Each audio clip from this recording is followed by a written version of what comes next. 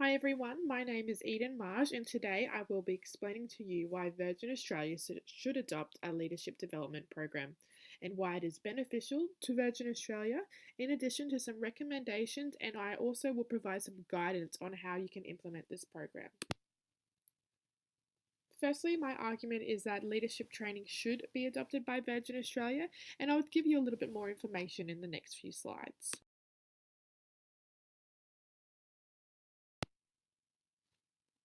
The Virgin brand first entered the Australian aviation market for the first time in 2000 as Virgin Blue and provided a real competitive edge to the leisure division of the travel industry. In 2011, Virgin Australia was launched by then CEO John Borghetti, which was a key element in repositioning the airline in the market to be Australia's airline of choice, and in doing that, transitioning from a budget airline to a premium airline.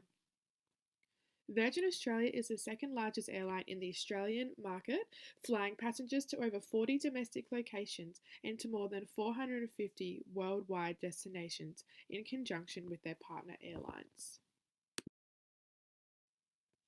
The continual demand for organisational development can be linked to countless requests, including supporting and preserving dominance in the industry, enriching employee skills and knowledge, and increasing efficiency. Training, specifically leadership training, is proven to be one of the most influential approaches for developing the productivity of employees, in addition to strengthening their communication skills. The increasing validation amongst businesses that an investment in learning and development leadership training is vital for sustainable organisation performance. Leadership training consists of components whom Coos and Posner and Macaulay outline: developmental experiences that provide opportunities for learning, personal orientation for learning, including one's abilities, skills, and motivation, in addition to organisational support such as rewards for developmental gains. Virgin Australia is such a large company already with many leadership roles already in place, ranging from guest services, ramp services, cabin crew, tech crew, engineering, and head office employees. With a diverse range of leadership roles already in practice, implementing leadership training would both be worthwhile and relevant to Virgin Australia. Due to the nature of the work being completed specifically operationally for those employees that work on the front line and are in safety critical roles, it would be beneficial to standardise a leadership development program or leadership training. This program would enable all leaders to understand the right way in how to react, especially in dangerous or unpredictable circumstances, in addition to how they can successfully lead and nurture their team. A leadership training program, would improve employees' knowledge, attitudes, and skills in conjunction with a solidification of organisational performance and effectiveness. A change to the current system and leadership style would both support and require new behaviours and empower employees' performance in addition to improving learning and effectiveness. Evidence also proves that leadership behaviours and effectiveness increase further with further training. A business's longevity and success is strongly linked with its ability to build efficient and dynamic leaders.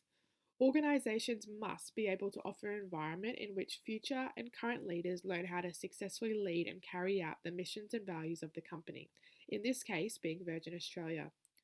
It is recommended that a leadership development program be implemented by Virgin Australia. It is suggested that this leadership development program be a minimum of 2 years. This aligns with literature and potentially could also help address the company's internal problem of attrition rates for frontline staff. It is also advised that the leadership development program be linked with an educational or learning association, so that when employees are finished the leadership development program, they will have a certificate in leadership or alike, and that is an enticement to stay with the company for longer due to the investment the company is making in them. The curriculum should also be a combination of classroom learnings, online learnings, practical experiences, inspirational, motivational sessions, and mentorship. The following points suggest what the program should entail. The curriculum links to mission, strategy, and values of Virgin Australia. This delivers a dedicated focus on creating the capability and capacity to convey the mission and create the preferred culture in the company.